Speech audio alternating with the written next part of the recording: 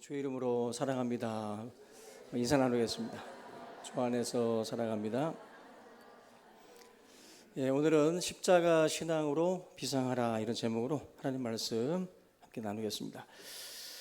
우리가 드릴라의 꿰매 빠져서 자기의 힘의 비밀을 누설한 이 삼손이 결과적으로는 이제 두 눈을 뽑히고 또 놋줄에 매여서 옥에서 맷돌을 돌리는 그런 신세가 되고 말았습니다.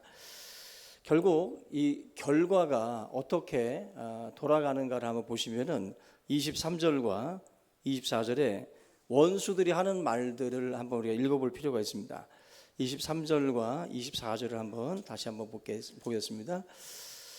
블레셋 사람의 방백들이 이르되 우리의 신이 우리 원수 삼손을 우리 손에 넘겨주었다 하고 다 모여 그들의 신 다곤에게 큰 제사를 드리고 즐거워하고 백성들도 삼손을 보았으므로 이르되 우리의 땅을 망쳐놓고 우리의 많은 사람을 죽인 원수를 우리의 신이 우리 손에 넘겨주었다 하고 자기들의 신을 찬양하며. 지금 이스라엘 백성들이 찬양하고 이스라엘 백성들이 즐거워하는 게 아니라 지금 원수들이 삼손의 눈을 뽑고 맷돌을 돌리게 하면서 이러한 기고만장한 그런 모습으로 지금 즐거워하는 모습입니다. 머리털이 빌린 삼손이 무력한 사람이 되니까 블레셋 사람들이 기고만장해지는 거예요. 여러분들 지금 이들이 어떻게 판단을 내리고 있냐면은 이 모든 것은 다곤신의 덕분이다. 다곤신의 덕분이다. 다곤신 때문에 우리 이렇게 큰 승리를 가져왔다. 근데 성경은 뭐라고 그러냐면 다곤신의 덕분이 아니라 바로 하나님의 삼손을 떠났기 때문이라는 거예요. 삼손을 떠났기 때문에 결국 이와 같은 결과가 오게 된 것이다. 하나님이 결국 삼손을 블레셋 사람들의 손에다가 붙인 겁니다. 우리가 오늘 이 말씀을 보면서 한번 생각할 것은 하나님의 사람이 타락하면 하나님의 영광을 가리우게 된다라는 겁니다. 우리가 무너지고 우리가 타락하면 하나님의 영광이 가려집니다. 나 한 사람의 실패, 교회 하나가 욕먹는 게 아니라 우리 전체가 하나님의 영광을 가리는 일이 돼요. 그래서 여러분들 한 사람은 한 사람으로 끝나지 않는다. 한 사람은 한 사람으로 끝나는 것이 아니라 정말 모두와 다 연결된다. 그래서 여러분들 누군가가 잘못하고 나면 우리 기독교인들이 직장에서도 고개를 못 들어요. 만약에 의사가 성범죄를 저질렀다. 의사들 친구들 사이에서 만남을 가지면 창피할 거예요. 법관들이 만약에 죄를 저질렀으면 마찬가지로 법관들도 그 친구들 모임에 가서 머리를 못 들 겁니다. 마찬가지로 우리 기독교인들이 만약에 잘못을 하면 정말 머리를 못 들어요. 어디 가서 목사라는 말, 장로라는 말, 집사라는 말 할 수가 없습니다. 지금 삼손이라는 인생이 무너지니까 이렇게 수치스러운 그 장면들이 연출이 되고 있다는 것입니다.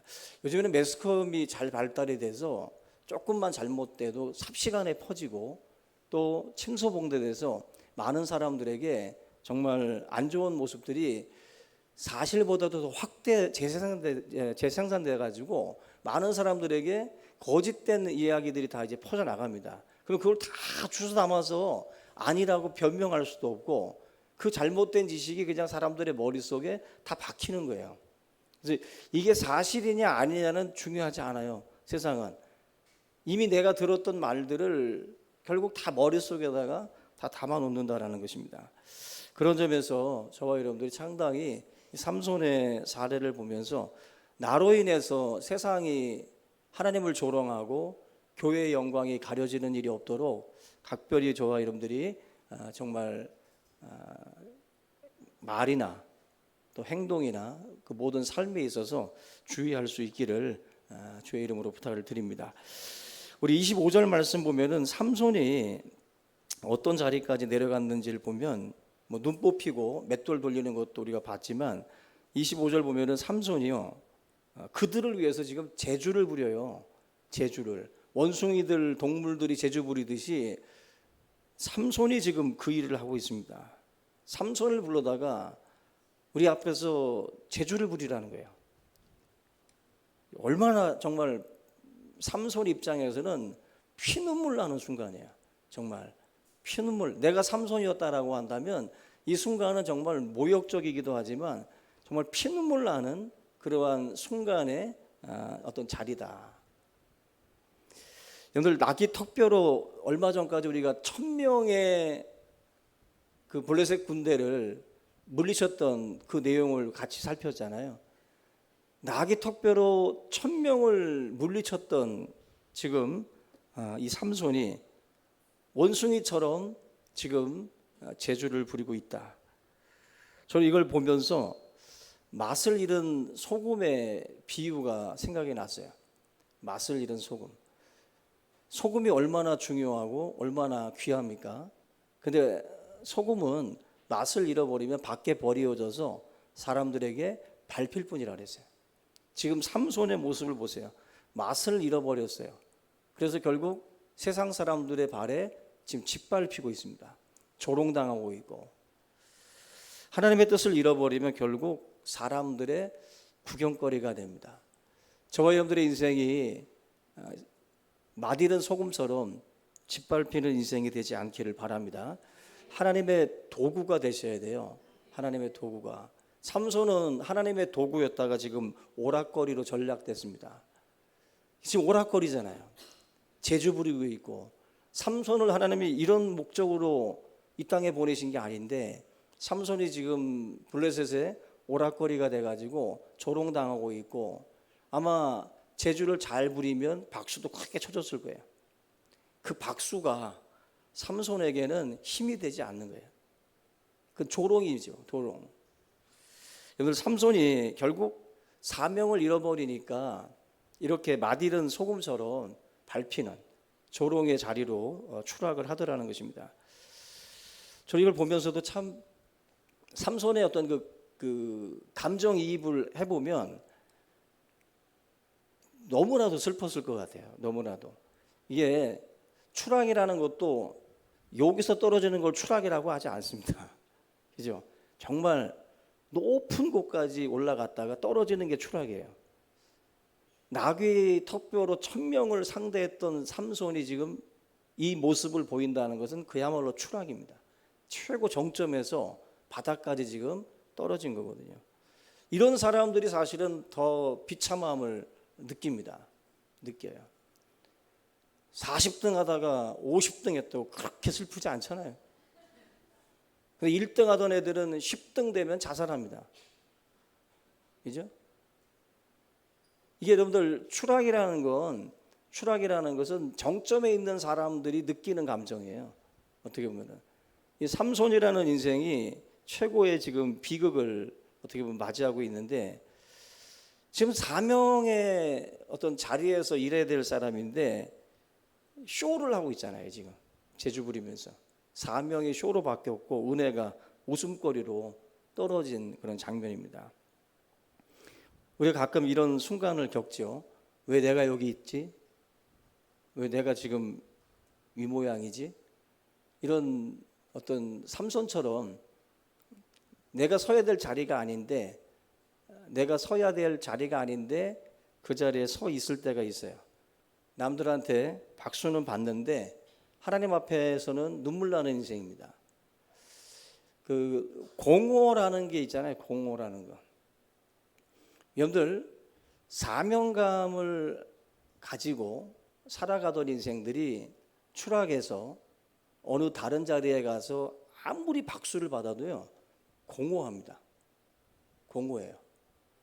이 마음속에 하나님의 나를 부르신 부름의 상이라는 게 있는데 그 자리를 벗어나서 아무리 뛰고 아무리 재주를 부리고 아무리 사람들이 박수를 치고 환호를 해도 그것은 내 마음에 채워질 수 없어요.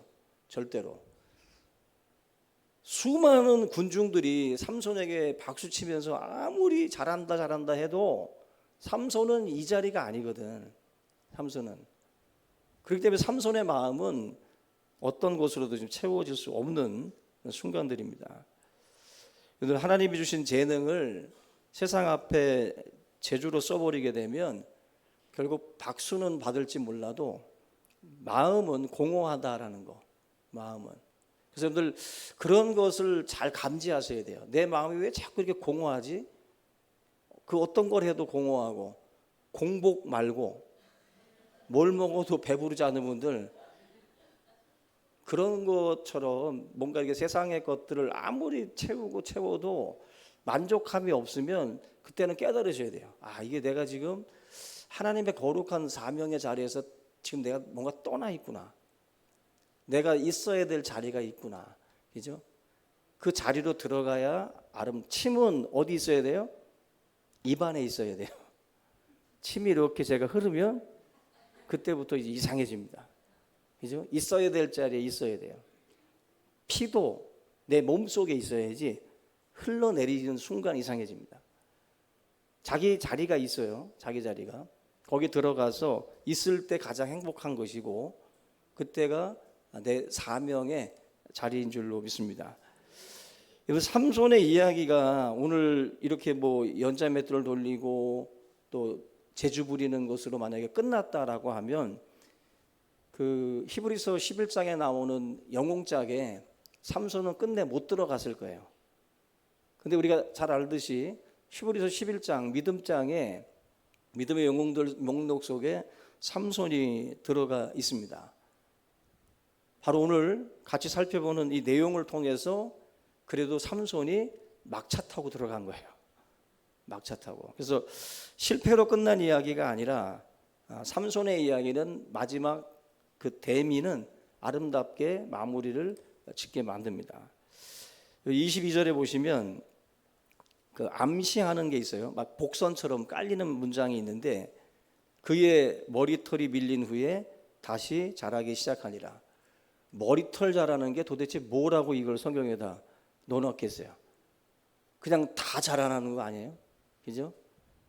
누구 머리털이든지 간에 다 자라나는 머리털인데 성경이 지금 22절에서 슬쩍 이 구절을 집어넣습니다.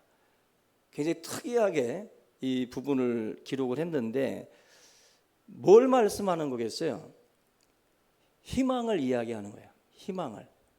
머리털이 자라기 시작한다라는 이 메시지 속에는 성경이 지금 삼손이라는 인생에게 뭔가 희망의 빛이 임하는 어떤 복선처럼 지금 이 구절을 깔아놓은 겁니다. 맷돌 돌리고 조롱받을 때 얼마나 절망했겠어요. 이제 영원히 끝났구나. 나는 이제 하나님께서 철저하게 버려졌구나. 눈도 뽑아버렸거든요. 앞도 안 보여요. 그런 상황에서 완전히 자기 자신은 철저하게 버려진 존재, 절망과 낙심과 또 후회만 남는 그러한 그 순간들인데 머리털이 지금 이렇게 조금씩 자라기 시작했다라고 말씀을 합니다. 다시 말하면 하나님이 삼손을 버리지 않았다라는 것을 지금 뭐 이러한 그 표현을 통해서 지금 간접적으로 말씀을 해주고 있는데 삼손이 실패한 자리가 막다른 골목은 아니라는 거예요. 여기서 하나님께서 다시 머리카락이 한 줌 잡히는 순간 다시 하나님이 그 삼손이라는 인생을 쓰시기를 기뻐하시는 겁니다. 여기서 삼손에게서 가장 중요한 게 뭐냐면은 하나님께 기도할 용기를 그래도 가졌다라는 거예요. 벼룩도 낯짝이지 하나님 앞에 기도할 수 있겠어요? 이렇게 철저하게 하나님의 모든 계약을 다 파기하고 깨트렸던 삼손인데 무슨 낯짝으로 기도하겠어요? 근데 삼손이 마지막에 하나님께 그래도 기도합니다. 기도해요. 여러분 이게 지금 하나님께서 기름 붓지 아니하시면요 머리카락이 자라도 소용없는 줄 믿습니다. 머리카락이 자라도 소용없는 거예요. 한번 돌이켜 보시면 나시린의 서약을 삼손이 다 깼어요. 포도주와 독주를 마시지 말라는 것도 다 깨고 그리고 여자를 가까이 한다든지 그리고 시체에 만지지 말라고 했는데 시체에 있는 그 꿀을 먹기도 했고 그러니까 모든 나시린의 서약을 다 깼어요. 그리고 마지막 남은 게 뭐였어요? 삭도를 대지 말라. 머리카락 자르는 것은 그래도 어떻게 하든지 형식적으로 머리를 기르고 지내왔습니다. 근데 최종적으로 들릴라를 통해서 나시린의 서약 중에 마지막 남은 한 가지 머리에 삭도를 대지 말라는 그것까지도 파기해버린 거예요. 그 언약까지도 다 깨버린 겁니다. 그러니까 결국 삼손이 힘을 잃어버린 것은 머리카락을 잃었기 때문만이 아니라 나시린의 서약을 조목조목 다 파기하고 거룩함을 잃어버린 데서 삼손이 하나님께 버림받은 거예요. 하나님이 떠나신 이유가 바로 거기에 있어요. 나시린의 모든 서약을 다 깬 거에 있습니다. 그러니까 다시 말하면 머리카락이 자라도 소용없어요. 소용없어요. 이미 하나님의 약속을 다 파기하고 철저하게 죄악의 그 자리로 들어갔기 때문에 아무리 머리가 자라도 소용이 없어요. 힘의 근원이 머리카락이 아닌 거예요. 삼손이 강할 수 있었던 것은 하나님 때문이지, 하나님의 그러한 부르심과 사명에서 하나님이 주신 은사였던 것이지, 그리고 그 약속을 함께 공유했기 때문에 결국 하나님이 주신 힘이지 단순히 아니라는 거죠. 잘한다고. 만약에 여러분들 머리카락만 자라면 내가 이제 힘을 낼 수 있어, 그랬으면 삼손이 기도했을까요? 안 했을 겁니다. 그냥 마음에 칼을 숨겨두고 그냥 머리가 자라기만을 기다렸을 거예요. 그죠? 만약에 머리카락이 주 원인이다라고 삼손이 잘못 판단을 내렸으면 삼손은 회개 기도하지 않습니다. 그냥 머리만 자라면 된다는 거죠. 마치 하나님의 지금 채찍을 맞으면서도 돈만 생기면, 기회만 주어지면, 머리만 자라면 된다라고 지금 계속 헛바람 들어가는 분들이 있어요. 하나님이 세우지 않으면 세우는 자의 수고가 헛됩니다. 우리가 그걸 알아야 되는데 착각을 하는 거예요. 머리카락만 자라기만을 기다리는 거예요. 누가 나를 위해서 뭔가를 해주고 뭔가가 이루어지기만을 바라는 거예요. 그러나 그렇지 않습니다. 삼손이 만약에 이런 판단을 내렸으면 회개기도 안 해요. 회개기도 안 하고 그냥 머리만 기르기를 바라는 거죠. 삼손이 지금 간절한 마음으로 부르짖잖아요. 기도하래요. 오늘 본문에 28절에 보시면 부르짖는 기도 속에 독특하게 쓰는 두 개 단어가 있습니다. 첫 번째가 28절에 보면은 이번만, 그리고 단번에라는 이 단어를 써요. 이번만 그리고 단번에. 한번 28절 한번 다시 보겠습니다. 삼손이 여호와께 부르짖어 이르되 주 여호와여 구하옵나니 나를 생각하옵소서. 하나님이여 구하옵나니 이번만 나를 강하게 하사 나의 두 눈을 뺀 블레셋 사람에게 원수를 단번에 갚게 하옵소서. 지금 이번만, 단번에라는 이 단어는 뭘 의미하는 거예요? 생사를 건 기도예요. 죽을 각오를 하고 지금 드리는 기도입니다. 죽음을 담보로 하나님께 드리는 마지막 소원과도 같은 기도예요. 저 모욕하는 자들에게 하나님의 살아계심을 보여달라고 하면서 죽기를 각오하고 드리는 기도입니다. 지금 두 번 다시 자기에게 기회가 없을 거라고 생각을 하고 하나님이 주시는 마지막 기회라고 보고 이 기회를 통해서 하나님의 가려진 영광을 내가 다시 회복하기를 원합니다. 그래서 이번만, 단번에라는 이 두 개의 단어를 써가면서 간절하게 기도하고 있는 겁니다. 삼손이 처음부터 이 의식을 가지고 살았으면 얼마나 좋겠어요. 그죠? 항상 하나님 앞에서 우리가 서 있는 것처럼, 그리고 죽음이 여러분들과의 거리가 얼만큼 있다 그래요? 한 뼘이라 그러잖아요. 그죠? 항상 죽음이 내 앞에 한 뼘 앞에 있다라는 의식을 가지고 다윗이 산 것처럼 그 의식, 종말 의식이에요. 종말론. 내 마음속에 항상 그러한 그 십자가가, 우리들이 주님을 따라갈 때 십자가 지고 따라오라고 했잖아요. 이거는 죽음을 의미하는 거예요. 항상 죽음을 생각하고 나를 따라와라. 죽을 각오를 하고 따라. 이게 바로 십자가를 통해서 우리에게 주시는 메시지인 것처럼 지금 삼손 같은 경우도 죽음을 이제는 각오하고 하나님의 영광을 다시 한번 회복하기를 원한다라고 마지막 기도를 올리고 있는 겁니다. 여러분들 16장 30절 보시면 블레셋 사람과 함께 죽기를 원한다 그랬어요. 그래서 삼손이 뭔가 자기는 살고 그리고 사명을 감당하려고 하지 않고 내가 죽더라도 하나님의 영광이 나타나기를 원합니다. 죽기를 각오하고 지금 삼손은 지금 이 기도를 올리고 있다라는 것입니다.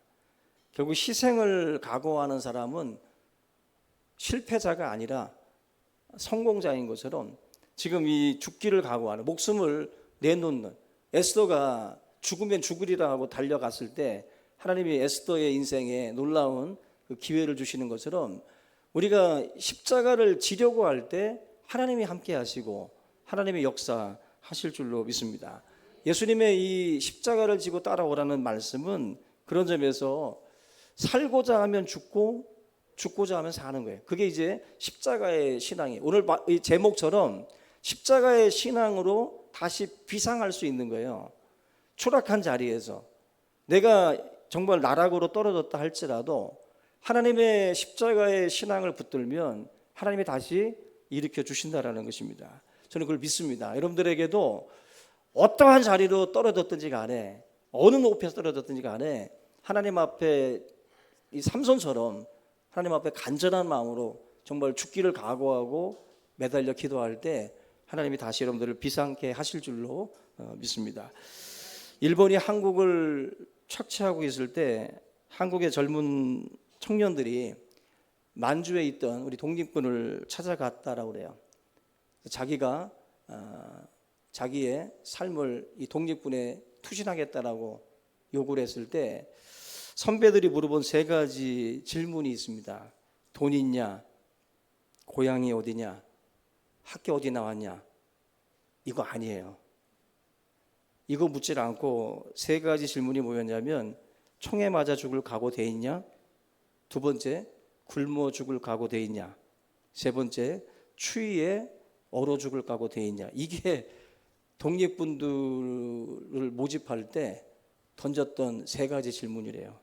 총에 맞아 죽을 각오, 굶어 죽을 각오, 얼어 죽을 각오. 자전거, 등산, 낚시, 동호회 모임이 아니라는 거예요. 예? 동호회 모임이 아니라 이거는 너가 죽고자 하지 아니하면 안 되는 그런 집단이다. 죽기를 각오하지 않으면 들어올 생각도 하지 말라는 거야. 너를 희생할 생각 아니면 아예 명함도 내밀지 말라는 거야. 그게 이제 만주의 독립군들이 사람들을 모집할 때 던졌던 세 가지 질문이라고 그래요. 우리가 주님을 위해서도 죽기를 각오하고 나아갈 때 하나님의 놀라운 역사들이 일어났어요. 베드로가 언제 쓰임을 받아요? 베드로가 예수님 부인하고 도망쳤던 베드로가 성령 받고 난 뒤에 뭐라고 그러냐면은 내가 사람을 두려워하랴 내 영혼과 육신을 멸하는 하나님을 두려워하랴. 다시 말하면 이제는 나는 세상 사람들의 협박 앞에 두렵지 않다라는 거예요. 나는 이제 죽음을 각오했다라는 거예요. 결국 베드로가 도망 다니던 인생이었는데 죽기를 각오한 이후부터 3,000명, 5,000명 수많은 인생들을 그 생명을 살리는 그 전도자로 하나님 앞에 쓰임을 받더라는 것입니다.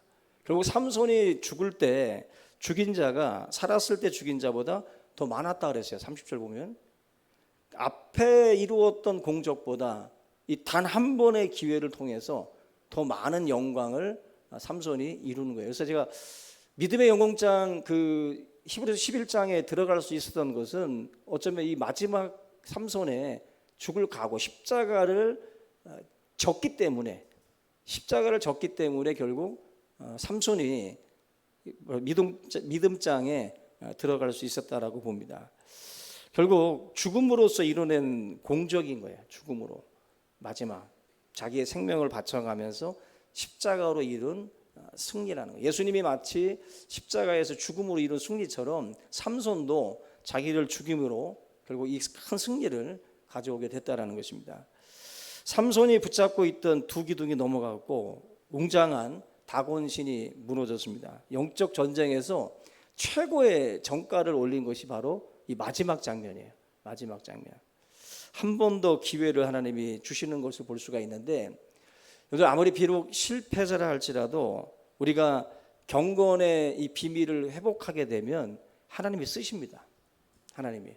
삼손도 나시린의 언약을 다 파기했지만 하나님 앞에 다시 회개하고 부르짖으니까 하나님이 쓰시잖아요. 하나님이 쓰시잖아요. 여러분들이 아무리 짧은 인생이 남았다 해도요, 하나님 앞에 우리가 간절히 부르짖어 기도하고 회개하면 정결한 그릇이 되는 거예요. 정결한 그릇. 아무리 비싼 돈 주고 사온 그릇이라도 더러우면 못 담잖아요. 그 어떤 것도. 그죠? 막그릇이라도 깨끗한 거 담아 먹지 누가 더러운 데다가 담아 먹습니까? 하나님 앞에 회개하면 하나님이 쓰셔요. 쓰십니다. 내가 정결하게 될 때 하나님의 귀한 도구로 쓰임을 받게 될 줄로 믿습니다. 우리의 삶에 많은 허물이 있지만 이 십자가의 신앙으로 무장이 되면 저와 여러분들은 기꺼이 하나님이 쓰십니다. 인간은 다 허물과 죄가 있어요. 50보 100보라고 그러잖아요. 똥 묻은 게 겨 묻은 게 나무란다고 다 거기입니다. 하나님 앞에는 죄인이 아는 사람 없어요. 다 하나님 앞에 회개하고 쓰임을 받는 거예요. 다 회개하고. 높이 오른 자리에서 여러분들이 떨어질 수 있겠지만 그 추락의 현장에서 여러분들 인생을 마감하는 게 아니라 다시 일어나야 됩니다. 다시 일어나서 이 삼손을 통해서 이루시려고 했던 하나님의 그 계획을 저와 여러분들이 성취하셔야 돼요.